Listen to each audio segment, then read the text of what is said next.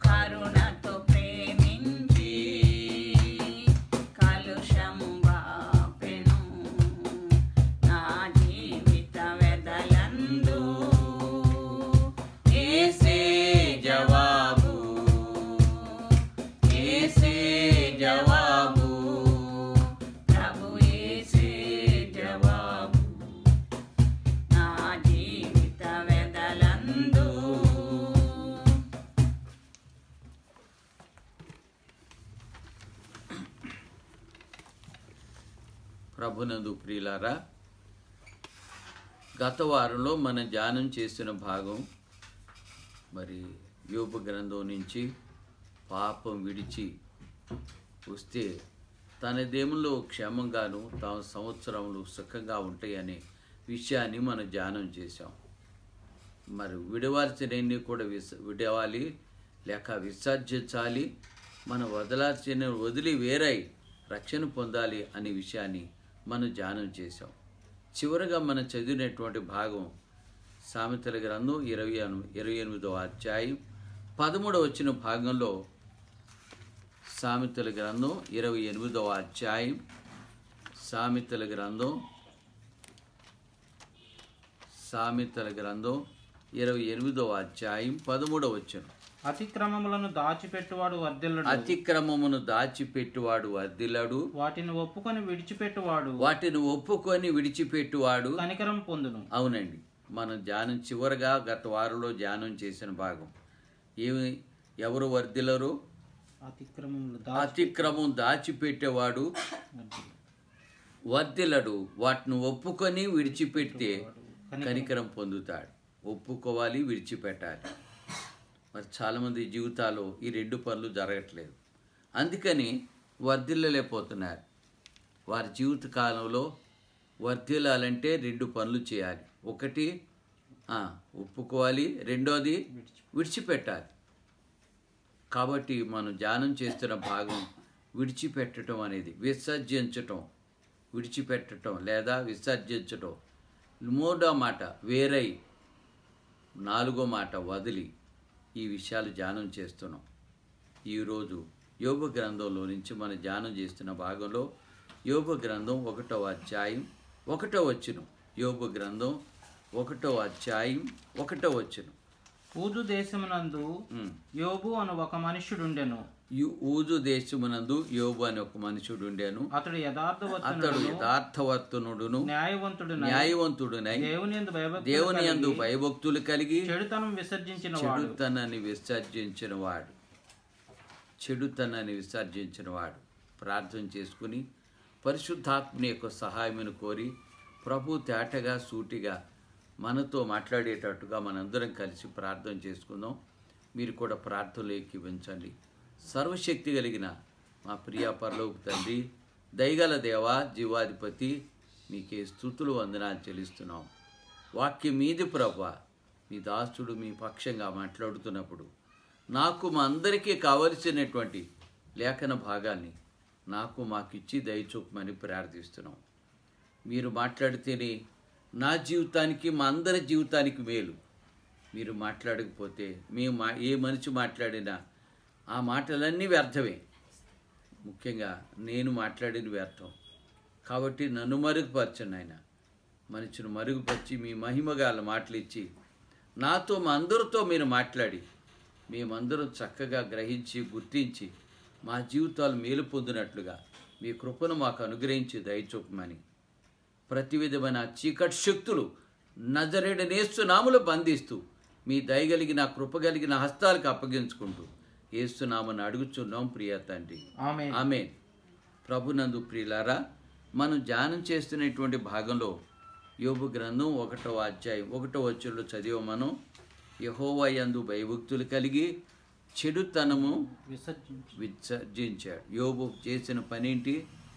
యెహోవా యందు భయభక్తులు కలిగి చెడుతనము విసర్జించేవాడు.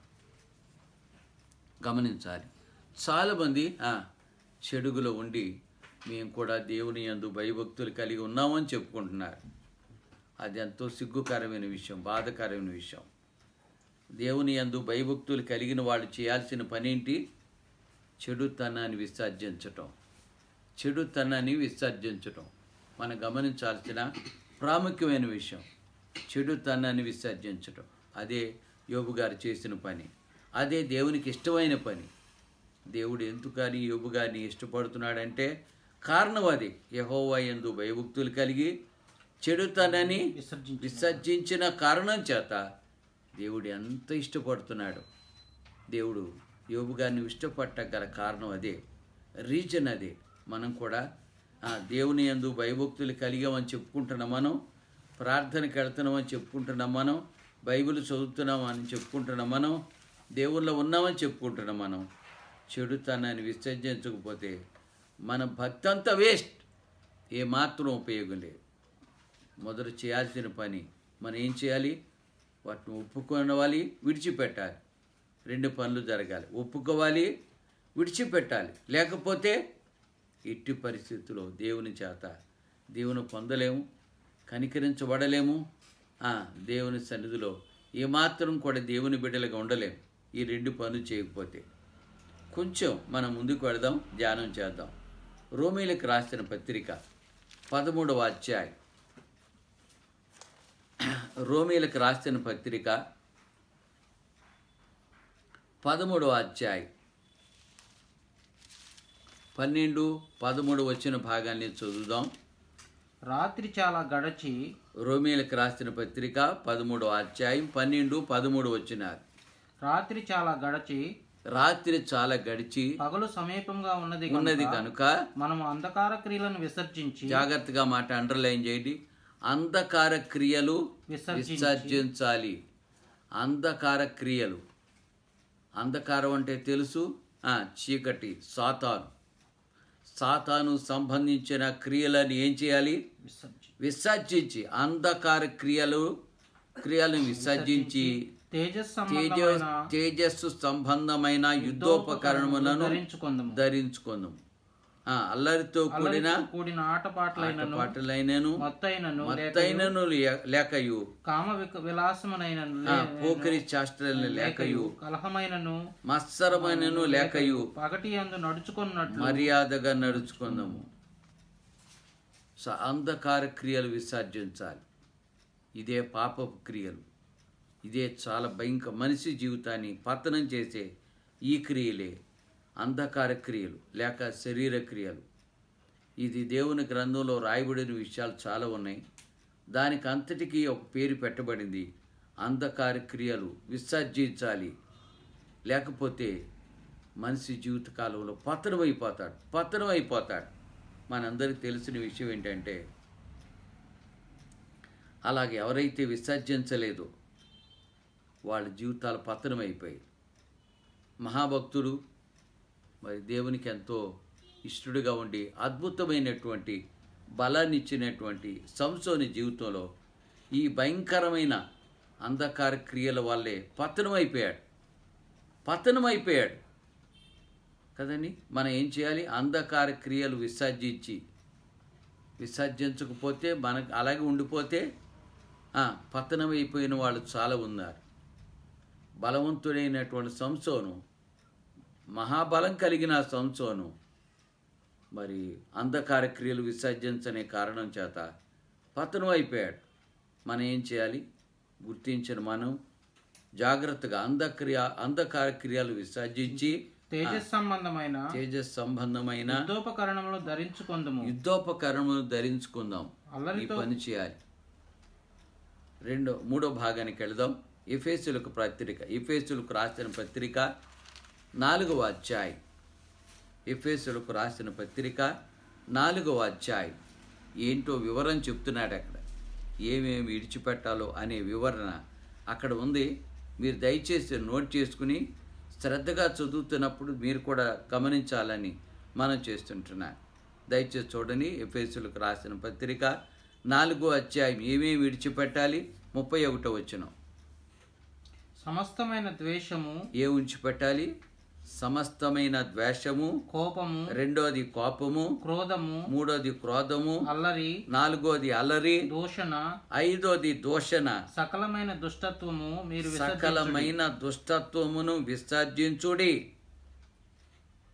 విసర్జించాలి.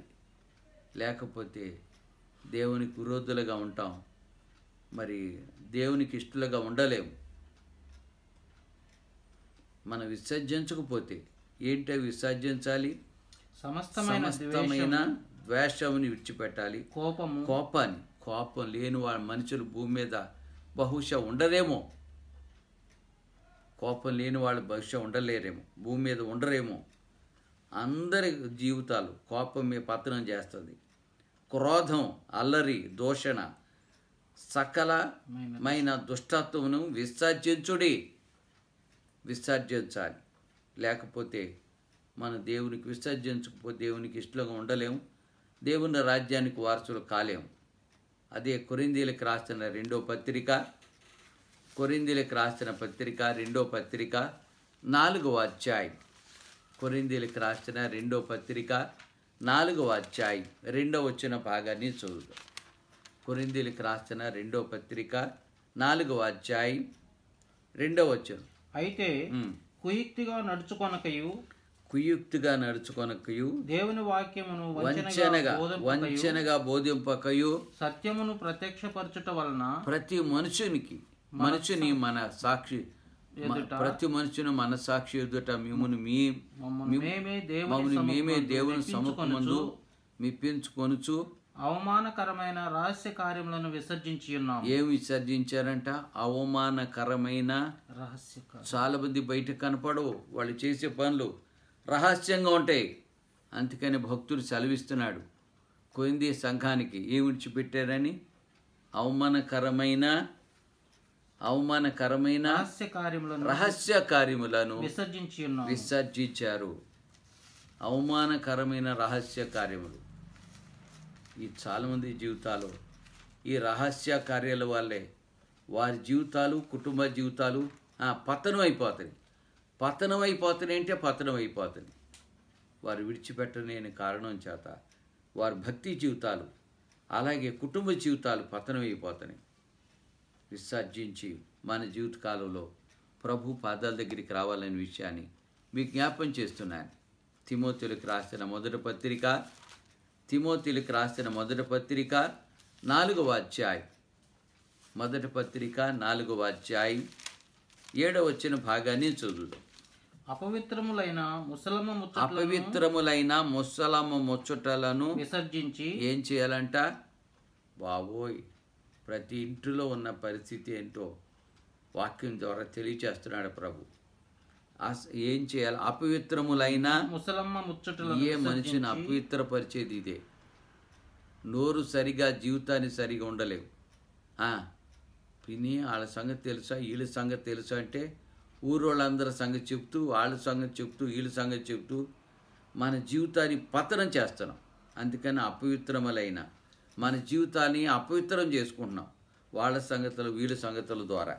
అపవిత్రములైన ముసలమ్మ ముచ్చటలను విసర్జించి దేవభక్తి విషయంలో నీకు నీవే సాధకము చేసుకొనుము. ఎందుకని ఏం విడిచిపెట్టాలట?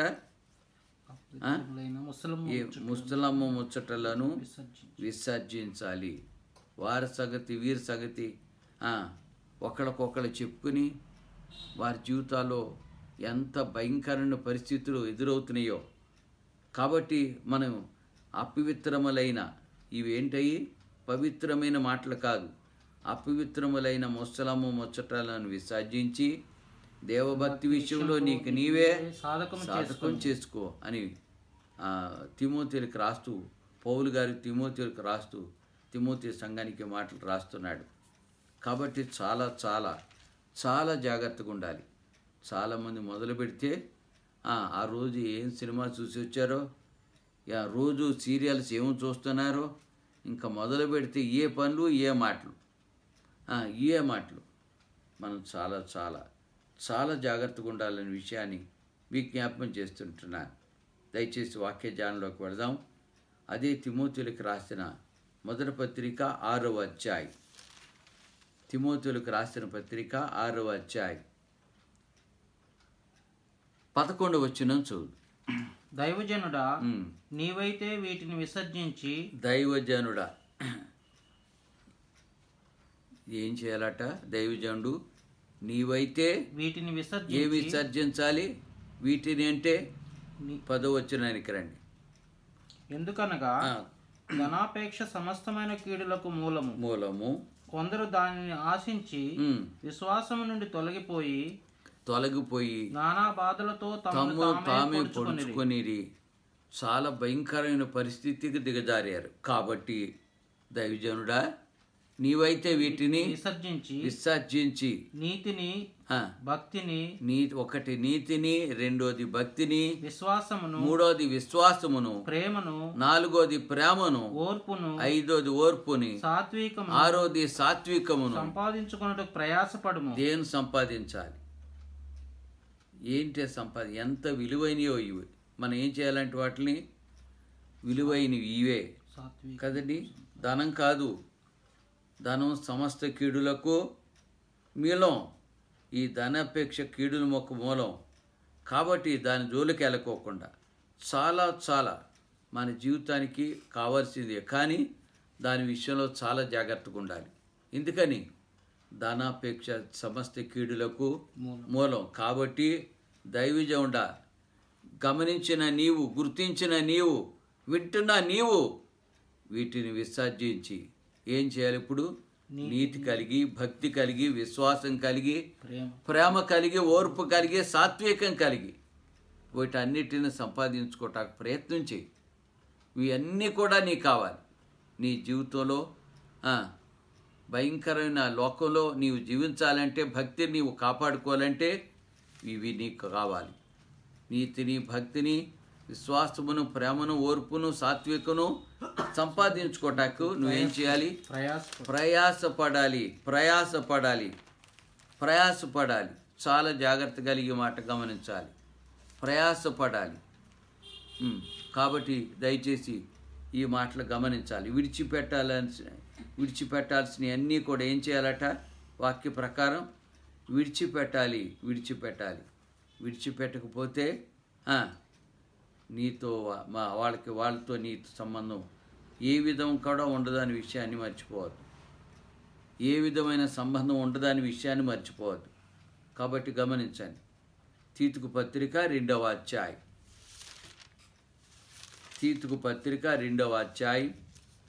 12వ వచనం 13వ వచనం చదువుదాం.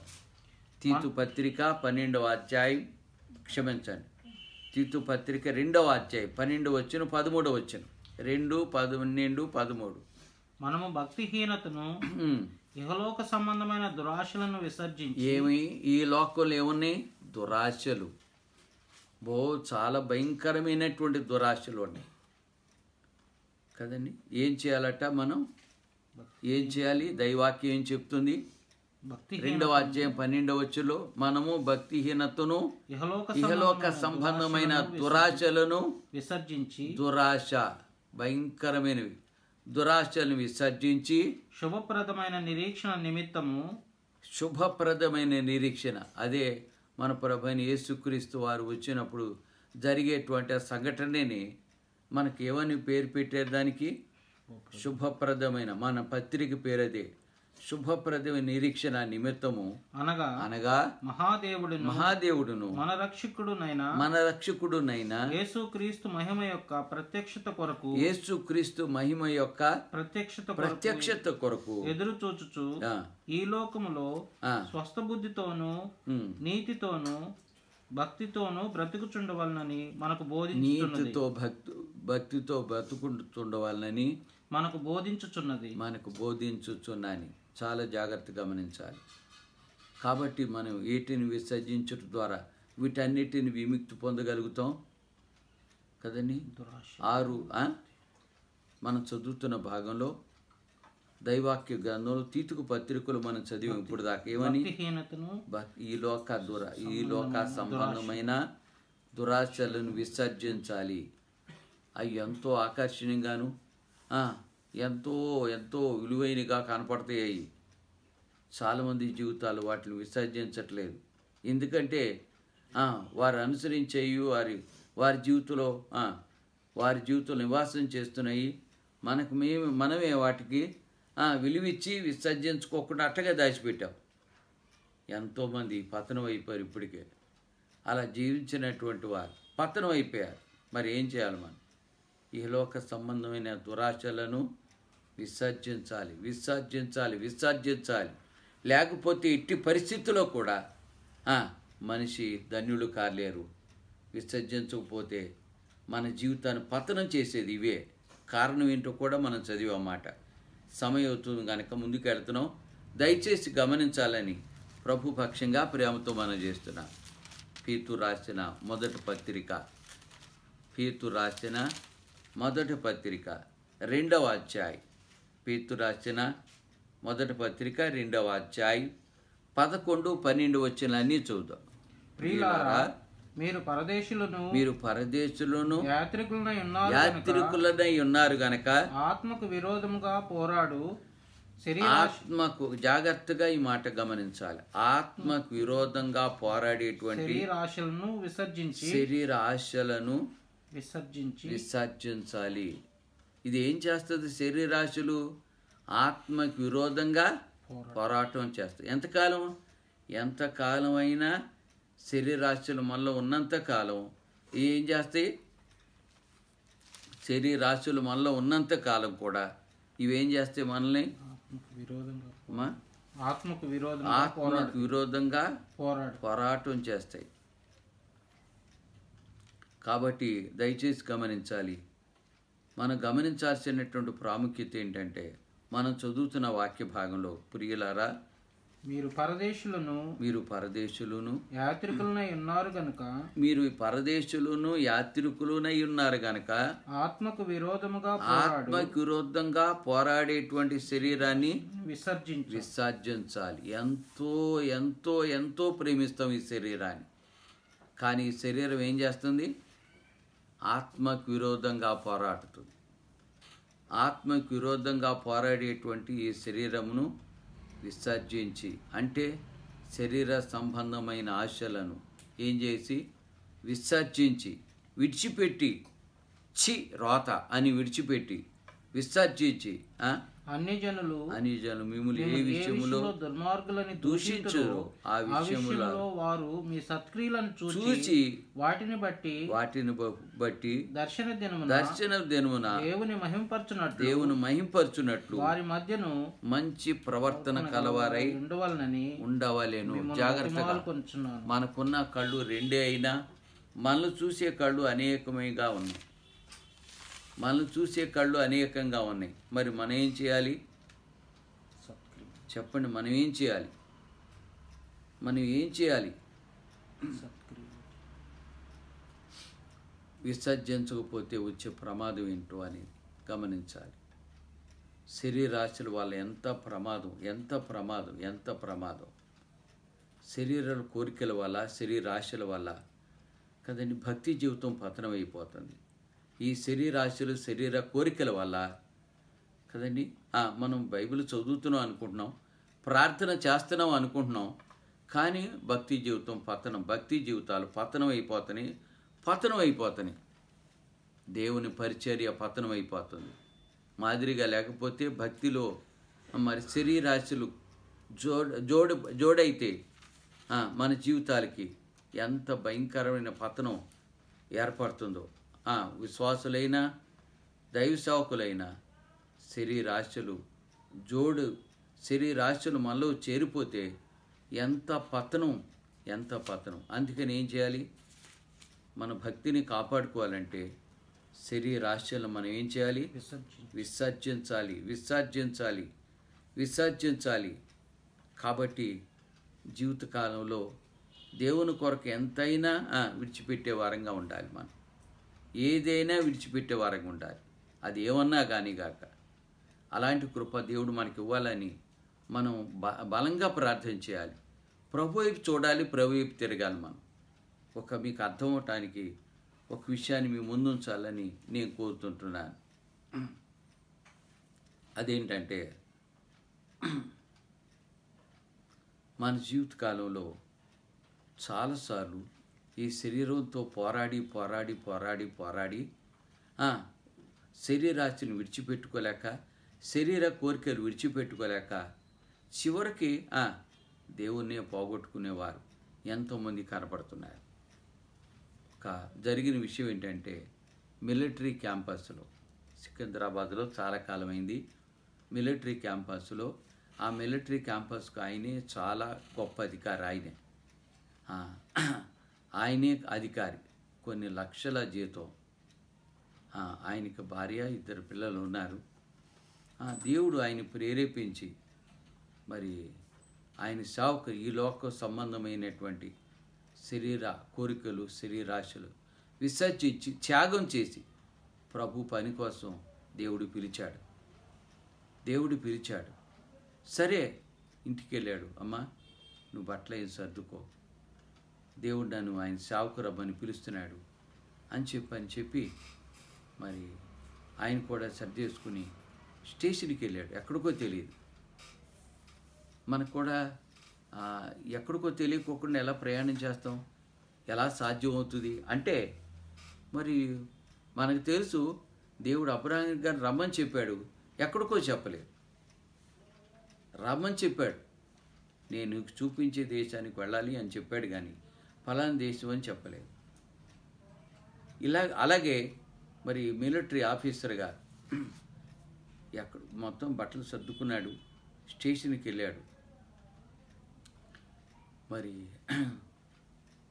డబ్బులు కౌంటర్లో పెట్టి మరి ఎక్కడికి ఏమని చెప్పాలి, ఆయన ఎక్కడికి ఇవ్వాలంటారండి అని చెప్పని అడుగుతుంటే, ఇప్పుడు ఏ ట్రైన్ వస్తుందండి అంటే, డెహ్రాడూన్ వెళ్ళే ట్రైన్ వస్తుంది అని చెప్పంటే, అలాగా అయితే ఆ చివరికి ట్రైన్కి వెళ్ళి చివరికి ఇచ్చేయండి అన్నాడు. తన కొరకు, తన భార్య కొరకు, తన 2 బిడ్డలకి టికెట్ తీసుకున్నాడు. ట్రైన్ కొరకు ఎదురు చూస్తామన్నాడు. ఇది వాస్తవంగా జరిగిన విషయం అండి. కాబట్టి ఇలాంటి వాళ్ళు ఉన్నారా అంటే, బాబోయ్, ఎంతోమంది ఉన్నారు. ఎంతోమంది ఎన్నో ఆత్మీయ సత్యాలు, ఆత్మీయ జీవితంలో జరిగేటువంటి సత్యాలు మరి మనకు నేర్పేటువంటి భక్తులు ఎంతోమంది ఉన్నారు. అయితే ఆయన చెప్పిన పని ఆయన భార్యకి ఏమాత్రం కూడా ఇష్టం లేదు. ఎందుకని? గొప్ప ఉద్యోగం, మిలిటరీలో అంత గొప్ప ఉద్యోగస్తులు, ఆయనే అధికారి, పెద్ద ఆఫీసరు, లక్షలాది రూపాయల జీతం, చాలా చాలా పెద్ద బంగళా. ఆ బంగళాలో మరి ఎన్నో రకాలైనటువంటి స్త్రీల సంగతి మీకు తెలుసు. ఎన్నో రకాలైనటువంటి పూలు తోటలు, పూలు పెట్టి, కాయలు పెట్టి, బాతులు పెంచి, కోళ్ళు పెంచి, అవి చేసి ఈ చేసి, అబ్బాబ్బాబ్బా ఎన్నో రకాలుగా ఆమె సుందరంగా తీర్చిదిద్దుకుంది బంగ్లా అంతా కూడాను. ఎంతో ఇంకా చేయాల్సినటువంటి సర్వీస్ ఎంతో ఉంది. కానీ దేవుడు ఆయనతో, అన్ని సేవకులతో మాట్లాడుతున్నాడు. అన్నీ విడిచిపెట్టి ఇదిగో నా సేవకు రమ్మని చెప్పాడు. అంతేనండి, చాలామంది ఎంత చక్కగా దేవుని మాటకు లోబడతారు. అయితే ఏమాత్రం కూడా అన్నీ విడిచిపెట్టడానికి ఇష్టం లేక దేవుడు రమ్మన్నాడు అని గొనుక్కుంటూ సనుక్కుంటూ మరి తప్పదు కదా, విడిచిపెట్టేసి బయలుదేరి అన్నీ విడిచిపెట్టేసి, ఇంట్లో ఏమైతే వస్తువులు ఉన్నాయో ఉన్నట్టుగా విడిచిపెట్టేసి, ఆ బంగ్లా అంతా ఉన్నట్టుగా విడిచిపెట్టేసి, తప్పలేదు, ఆయనతో పాటు బయలుదేరి రైల్వే స్టేషన్కి వచ్చింది. ఇప్పుడు ఏదో ట్రైన్ వచ్చింది, ఆ ట్రైన్లో కూర్చున్నారు. 3 దినాల ప్రయాణంలో మాత్రం ఈయనతోటి మాట్లాడలేదు. పైగా ఆమె విసుగుదల, ఆమె కోపమంతా పిల్లల మీద చూపిస్తూ ఉంది. వాళ్ళకి పాపం ఏం పెట్టాలన్నా చికాకుగా పెడుతుంది, ఏం చేయాలన్నా చికాకుగా చేస్తుంది. ఎందుకని? సమర్పణ లేదు, విసర్జించటం, విడిచిపెట్టడం అనేది ఆమెకి ఏమాత్రం కూడా ఇష్టం లేదు. ఎవరి కోసం? దేవుని మాట ప్రకారంగా దేవుని కొరకు త్యాగం చేయటానికి చాలామందికి ఇష్టం లేదు. చాలామందికి ఇష్టం లేదు. అవునండి. కాబట్టి మీకు జ్ఞాపం చేస్తున్న విషయం ఏంటంటే, ఆమె జీవితకాలంలో అంత గొప్ప లక్షలాది రూపాయలు వచ్చే సంపాదన వచ్చే ఆ ఉన్నతమైనటువంటి స్థితిని, ఆ జీతాన్ని, ఆ బంగళాని, అక్కడ ఉన్నటువంటి సుఖవంతమైనటువంటి ఫెసిలిటీస్ని విడిచిపెట్టవనేది ఏమాత్రం కూడా ఇష్టం లేదు. అయితే ఆయన ప్రభు మాట ప్రకారం ఎంతో చక్కగా లోబడి వాటన్నిటిని విడిచిపెట్టి వచ్చాడు. ఎక్కడికో తెలియదు. రాగానే కౌంటర్లో చేపెట్టాడు. వచ్చి ఇప్పుడు ఏం ట్రైన్ వస్తుందండి అంటే చెప్తే, ఆ ట్రైన్కి చివరి స్టేషన్కి ఇమ్మని చెప్పాడు. అంతేనండి, వెళ్ళి ట్రైన్ రానే వచ్చింది. కూర్చున్నారు, ప్రయాణం చేస్తూ ఉన్నారు. ఈయన ప్రార్థన చేసుకుంటూ కూర్చున్నాడు.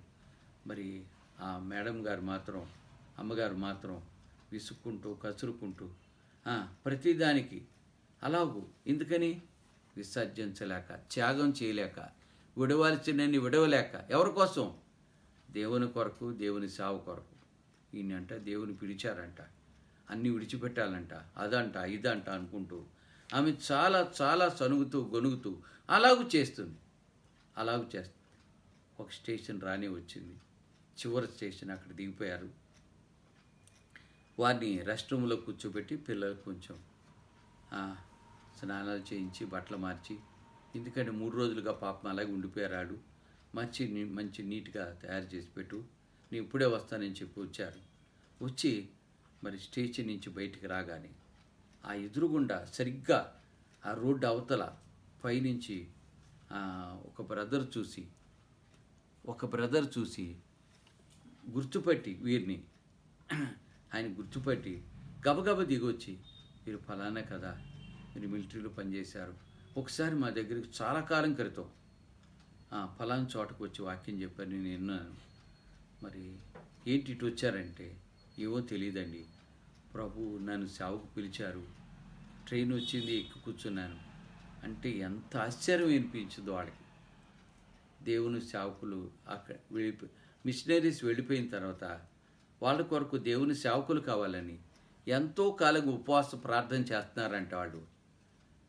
ఇప్పుడు కూడా ఉపవాస ప్రార్థన చేస్తూ మధ్యలో లేజర్లో ఆయన బయటకు వచ్చి చూడగానే ఎవరు కనిపించారు? ఇదిగో ఎవరైతే త్యాగం చేసి ఉద్యోగాన్ని విడిచిపెట్టి దేవుని సేవకులు వచ్చారో వారు కనపడ్డారు, మిలిటరీ ఆఫీసర్ గారు కనపడ్డారు. ఇలాగండి దేవుడు నాతో మాట్లాడాడు అంటే వాళ్ళ ఆనందం అవధులేవు, వాళ్ళ ఆనందం పట్టలేకపోయాం. ఎందుకని? దేవుడు వాళ్ళ ప్రార్థన విని వారి జీవితంలో కావలసినటువంటి ఒక గొప్ప దైవజనుడు, దేవుని మాట ప్రకారం సేవకు సమర్పించుకుని వచ్చినటువంటి ఒక గొప్ప దైవజనుడు వారు పొందగలిగారు.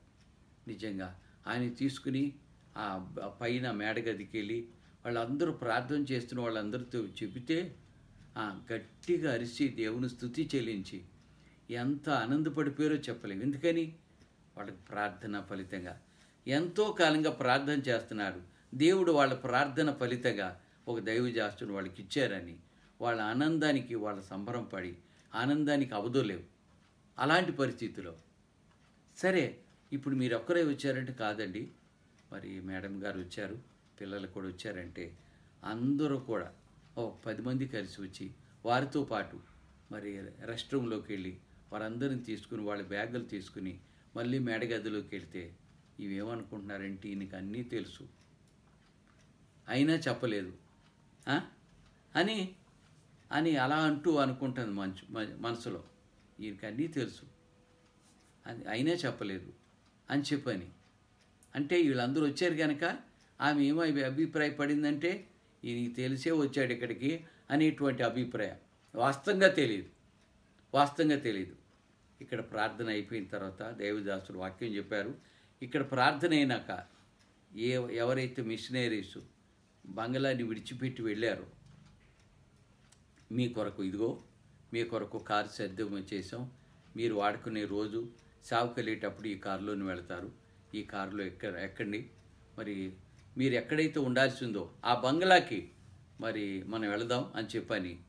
మరి 2 రోజులు అయిపోయినాయి. 3వ రోజున బంగ్లాకి తీసుకెళ్ళేటప్పుడు బంగ్లాలోకి అడుగు పెట్టగానే ఆమె గట్టిగా బోరుమని ఏడ్చేసింది. ఇదే మీరు ఉండే బంగ్లా, దేవుడు మీ కొరకు ఇచ్చిన బంగ్లా ఇదే, ఇందులోనే ఉండాలని అని. ఎందుకని ఏడ్చిందంటారు అంటే విడిచిపెట్టిన బంగ్లా అన్నిటికంటే ఈ బంగ్లా 100 రెట్లు బెటర్, 100 రెట్లు ఆనందంగా, అంటే అంత బాగుంది. ఆ బంగ్లా ఏంటి, చుట్టూ ఉన్న గార్డెన్ ఏంటి, ఉన్నటువంటి ఏవైతే విడిచిపెట్టారో వాటన్నిటికీ 100 రెట్లు ఎక్కువగా దేవుడు తన బిడ్డల కొరకు సిద్ధం చేసినవి కంటికి కనబడవు, చెవికి వినబడవు, హృదయానికి గోచరం కాదు. పాప దేవుని మాట ప్రకారం ఇది వాస్తవం ఏంటంటే ఆమె కింద పడి దొల్లాడి ఏడ్చిందంటండి.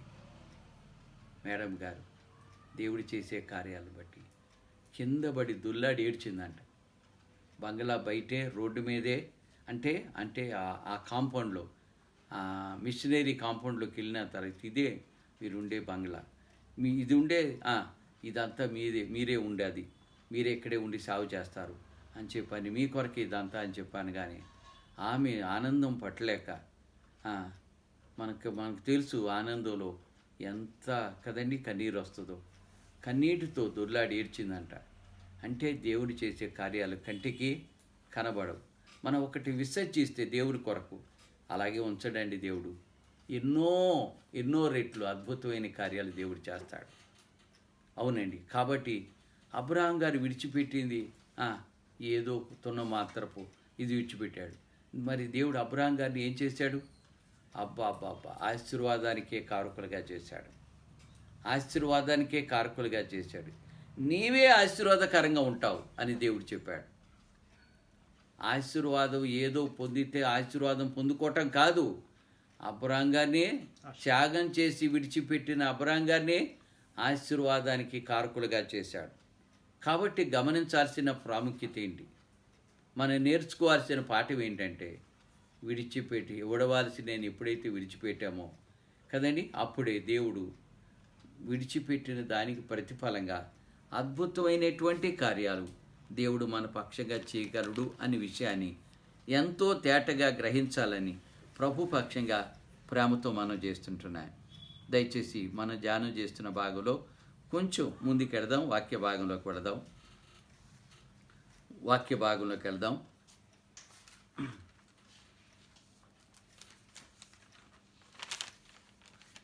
ఇర్మియా గ్రంథం 2వ అధ్యాయం.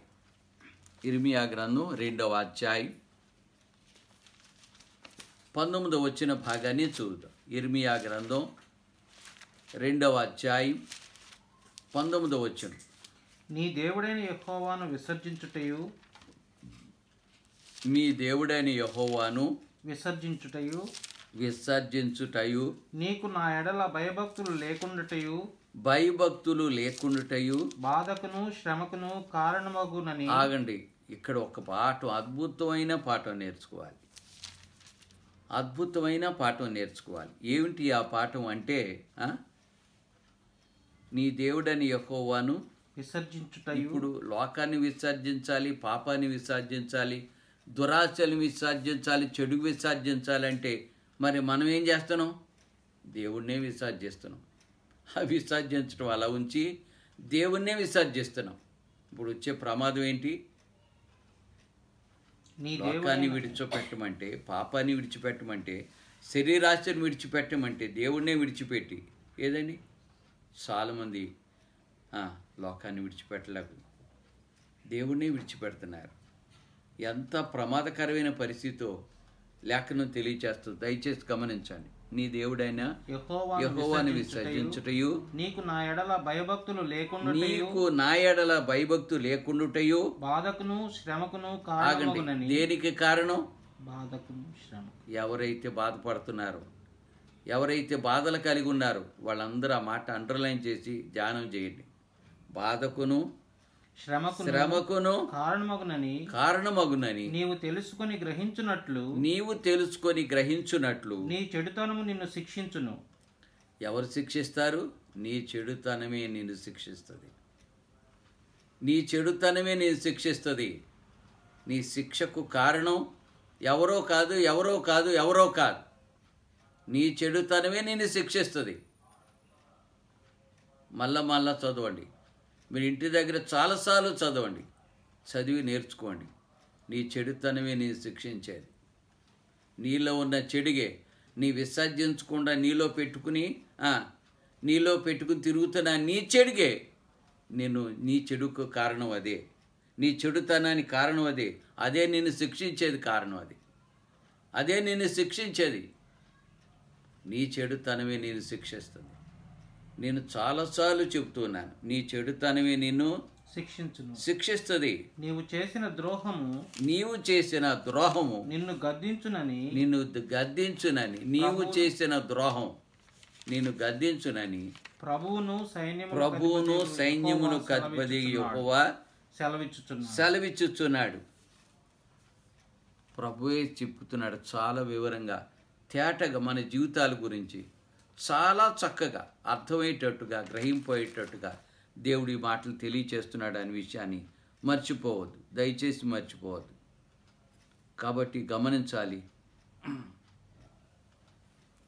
నువ్వు ఏమాత్రం కూడా విసర్జించకపోతే నువ్వు ఎంత ప్రమాదకరమైన పరిస్థితిలో ఉంటావో అనేది చాలా జాగ్రత్తగా గమనించాలని ప్రభు పక్షంగా ప్రేమతో మనం చేస్తుంటున్నాం.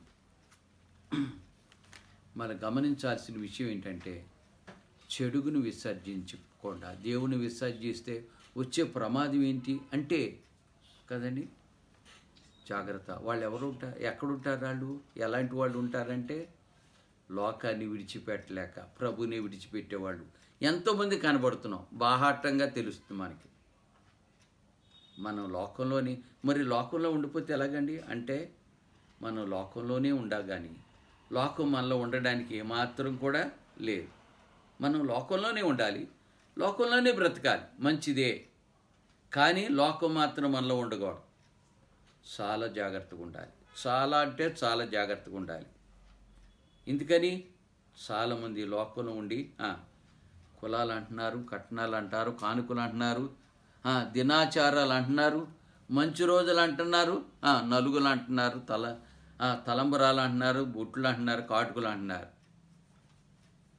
చాలామంది చేసే పనులు ఈ విడిచిపెట్టట్లా. మళ్ళీ బైబిల్ చదువుతున్నారు, ప్రార్థన చేస్తున్నారు, అన్నీ చేస్తున్నారు. మరి వాళ్ళకి వచ్చే పరిస్థితి ఏంటి? నేను ముందే చెప్పా, నావ నీటిలోనే ఉండాలి, కానీ నీరు మాత్రం నావలో ఉంటే ఏమైపోద్ది? మునిగిపోద్ది, ప్రమాదంలో పడిపోద్ది, బుడుంగు మునిగిపోద్ది. నావ నీటిలోనే ఉండాలి కానీ నీరు మాత్రం నావలో ఉండడానికి లేదు. మనం లోకంలో ఉండాలి కానీ లోకం మాత్రం మనలో ఉండడానికి లేదు. ఉంటే తప్పక జీవితంలో తప్పక కూలిపోతాం. ఏమాత్రం కూడా శాంతి సమాధానం లేకోకుండా జీవిస్తాం. ఇందాక చదువుకున్నాం కదని. ఏం కారణం అంట? నీ శ్రమకు కారణం ఏంటి? నీ బాధల కారణం ఏంటి? నీ అశాంతికి కారణం ఏంటి? నీ రోగాల కారణం ఏంటి? నీ పాపాలే, నువ్వు చేసే చెడిగే.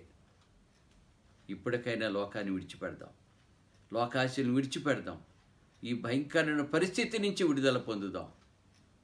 లేకపోతే నువ్వు ఎంతకాలం భక్తి చేసినా, ఎంతకాలం ఈ లోకంలో జీవించినా, అంతకాలం ఏమాత్రం కూడా మనశ్శాంతిగా, సంతోషంగా, సమాధానంగా బ్రతకలేవు అన్న సంగతి మనం చాలా జాగ్రత్తగా గమనించాలని ప్రభు పక్షంగా ప్రేమతో మనం చేస్తున్నాను.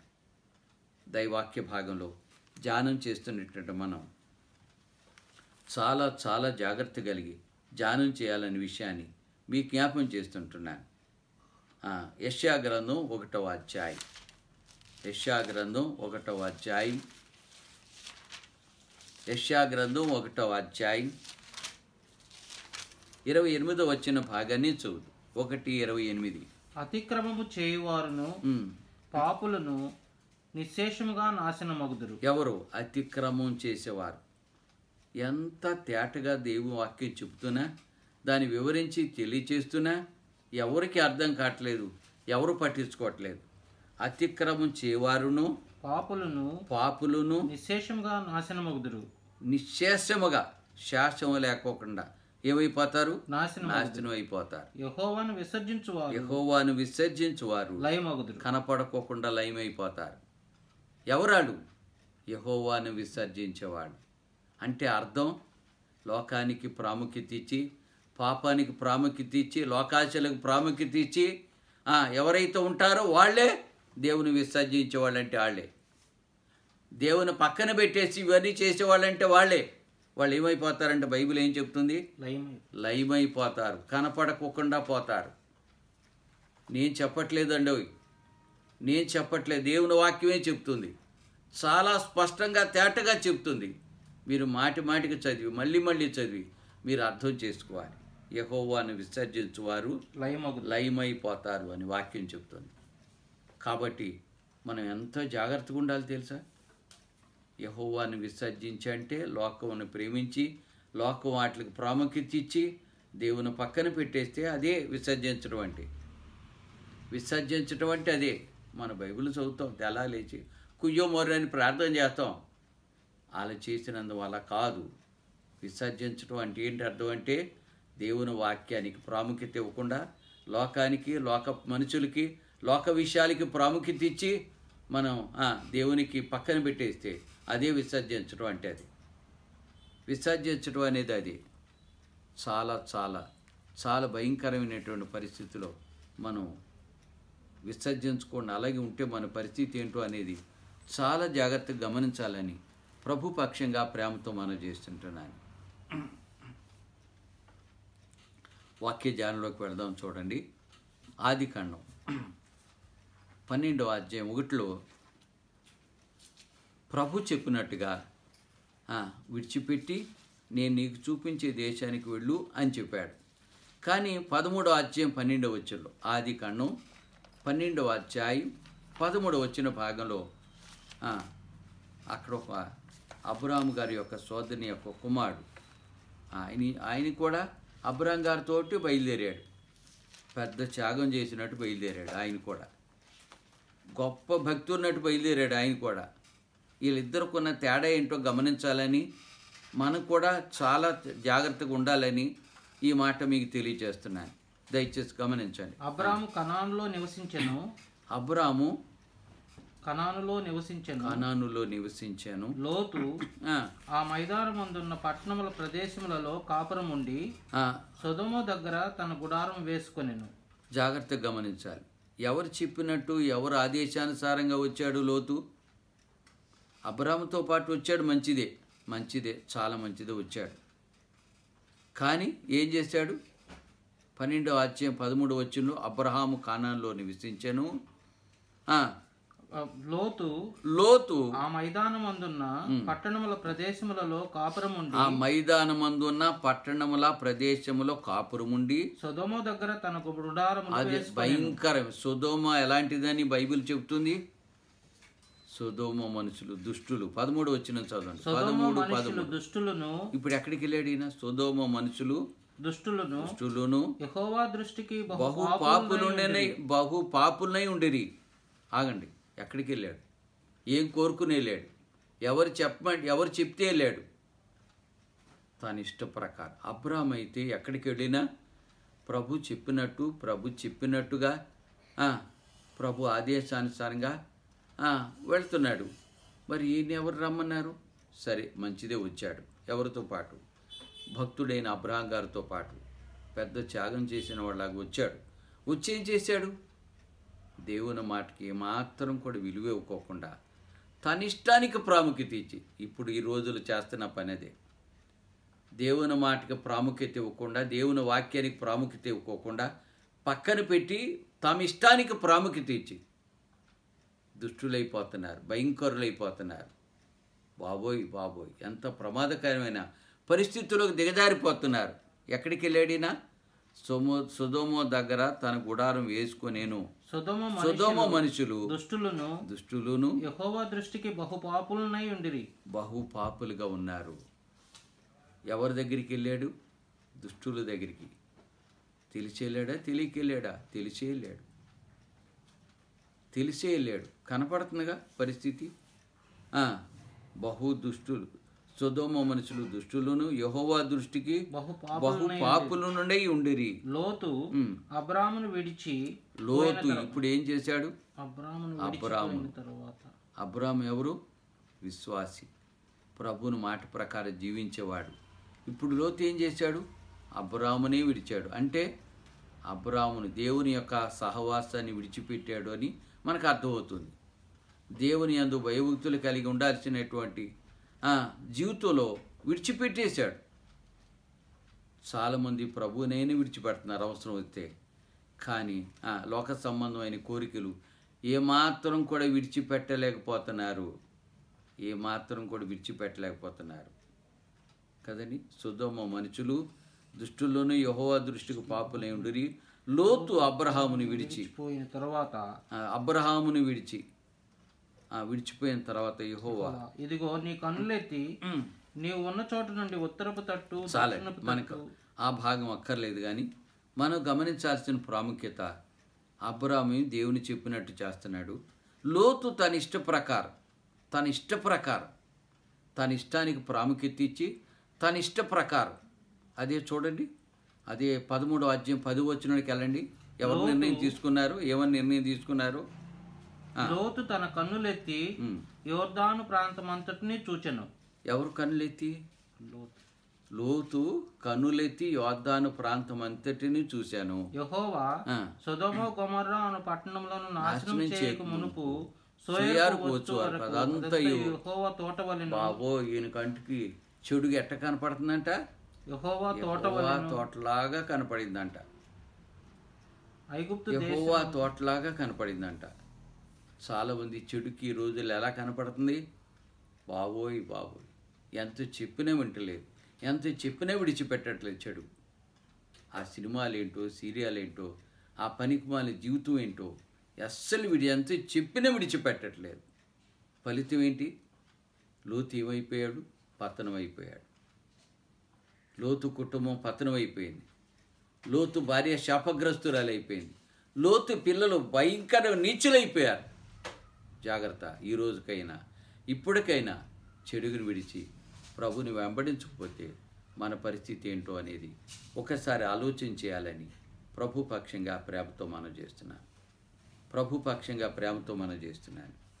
దేవుడి మాటలు మన జీవితానికి ఆశీర్వాదకరంగా చేసి చెడుగుని విడిచిపెట్టి ప్రభుని హత్తుకొని మన జీవితకాలంలో చాలా చాలా జాగ్రత్త కలిగి, ఎంత విలువైన, నీకెంత ఇష్టమైన ప్రభు కొరకు త్యాగం చేసి విడవలసిన అన్ని విడిచిపెట్టి ప్రభుని వెంబడిద్దాం. అలాంటి కృప దేవుడు మనకిచ్చి ప్రభుని వెంబడించినట్లుగా దేవుడు తన కృపను మనకు అనుగ్రహించునుగాక. ఆమేన్. ప్రార్థన చేసుకుని, సర్వశక్తి కలిగిన మా ప్రియ పరలోక తండ్రి, దయగల దేవా, మీకే స్తోత్రాలు. వాక్యం మీ దాసుడు మీ పక్షంగా మీరు ఇచ్చిన మాటలు తెలియచేసి ఉంటుండగా అనేక హృదయాలు కార్యం చేసి బలపరిచి ఆత్మతో నింపి బలమైన కార్యం జరిగించి దయచూపమని దయగలిగిన కృపగలిగిన హస్తాలకు అప్పగించుకుంటూ మీ నామానికే ఘనత మేము చెల్లిస్తున్నాం. ప్రియ తండ్రి, నాయన, చాలామంది లోక సంబంధమైనటువంటి చాలా విషయాలు అలాగ భయంకరమైన పరిస్థితుల్లో అతుక్కుపోయి ఉంటున్నారు. ఏమాత్రం కూడా విడిచిపెట్టట్లేదు. విడవాల్సినన్నీ విడవాలి, కానీ విడిచిపెట్టట్లేదు. తమ సొంత నిర్ణయాలతోటి కుటుంబీకులు, బంధువులు వీళ్ళ ఒత్తిడితోటి మరి లోక సంబంధమైనటువంటి కార్యాలన్నీ చేస్తుంటుండగా, ప్రియా తండ్రి, అయ్యా, ఈ పతనం అయిపోతారని మీరు చాలా స్పష్టంగా చెప్పారు. కాబట్టి నాయన, వారి పతనం కాకముందే నాయన మిమ్మల్ని విడిచిపెట్టి లోకాన్ని అనుసరించి ఇలా జీవిస్తున్నటువంటి బిడ్డలు వారి జీవితకాలంలో శ్రమలు అనుభవిస్తారని చెప్పారు. అయినప్పటికీ ఎవరూ కూడా లక్ష్య పెట్టుకోకుండా, విడవాల్సిన విడిచిపెట్టుకోకుండా పతనమైపోతుంటుండగా, ప్రియా తండ్రి, కనికరించి ఇప్పటికైనా చాలా స్పష్టంగా తేటగా వాక్యం చెబుతుంటుండగా, నాయన మీ లేఖన భాగాలు రాయబడి ఉంటుండగా, నాయన వారి జీవితాలు మార్చుకుని సంపూర్ణంగా మీ చిత్తానికి లోబడి నాయన లోకాశల్ని, శరీరాశల్ని, లోక సంబంధమైన అన్యాచారాలు, అన్య పద్ధతులన్నింటిని విడిచిపెట్టి మీ చిత్తానికి లోబడి మీ వాక్యానికి ప్రాముఖ్యత ఇచ్చి నాయన మిమ్మల్ని వెంబడించు వారిగా చేయమని యేసు నామమును బట్టి ప్రార్థించి అడిగి వేడుకుంటున్నాం ప్రియ తండ్రి. ఆమేన్. ఆమేన్. తండ్రి అని దేవుని ప్రేమ, మన ప్రియ ప్రభుని యేసుక్రీస్తు వారి కృప, పరిశుద్ధాత్మ నిత్య సన్నిధి, ఆయన మాటకు లోబడి త్యాగం చేసి లోకాన్ని, పాపాన్ని, శరీరాచాన్ని విడిచిపెట్టి ప్రభు చిత్తానికి, ప్రభు వాక్య ప్రకారానికి లోబడి ఆయన చిత్తాన్ని అనుసరించినట్లుగా ఆయన కృపను వారికి అనుగ్రహించి బలపరచునుగాక. ఆమేన్. ఆమేన్. ప్రభునందు ప్రియులారా, ప్రతి ఆదివారం ఉదయం 10 గంటల నుంచి 1 గంట వరకు మందిరంలో ఆరాధన జరుగుతుంది. దయచేసి మాత్రం కూడా మరి నిర్లక్ష్యం చేయకుండా దేవుని సన్నిధికి వచ్చి మేలు పొందాలని ప్రభు పక్షంగా ప్రేమతో మనం చేస్తున్నాడు. మంగళవారం ప్రతి మంగళవారం రాత్రి 8 గంటల నుంచి 9 గంటల వరకు బైబిల్ క్లాసులో వాక్యం అందించబడుతుంది. మరి సమయాన్ని గుర్తించి మరి అనేకమైనటువంటి ఆటంకాలు మనకు వస్తాయి. ప్రతి ఆటంకా నుంచి విడుదల పొంది మరి దేవుని వాక్యం సజావుగా అందరికీ మరి అర్థమయ్యేటట్టుగా, అందరూ విని మేలు పొందేటట్లుగా మీరు కూడా దయచేసి భారంతో ప్రార్థించాలని ప్రభు పక్షంగా ప్రేమతో మనం చేస్తున్నాను. ప్రతి మంగళవారం 8 గంటల నుంచి 9 గంటల వరకు బైబిల్ క్లాసులు దేవుని యొక్క వర్తమానం అందించబడుతుంది. ఈ విషయం దయతో గమనించండి. ప్రతి శుక్రవారం ఉదయం 11 గంటల నుంచి సోదరుల కూడిక మందిరంలో జరుగుతుంది.